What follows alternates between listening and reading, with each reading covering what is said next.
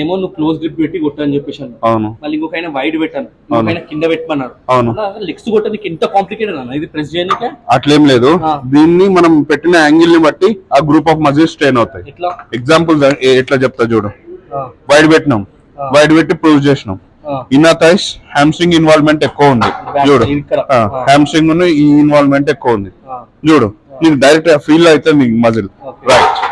దాని తర్వాత ఇట్లా క్లోజ్ పెట్టినాం, స్ట్రేట్ ప్యారలల్ పెట్టుకున్నా, అదే పైన పొజిషన్ పెట్టి రైట్. ఓన్లీ హ్యామ్స్ట్రింగ్ గ్లూట్ ఇన్వాల్వ్మెంట్ ఎక్కువ ఉంది, క్వాడ్ ఇన్వాల్వ్మెంట్ ఎక్కువ లేదు. ఇప్పుడు కిందికి పెట్టినా, ఈ షేప్ లో పెట్టుకున్నా.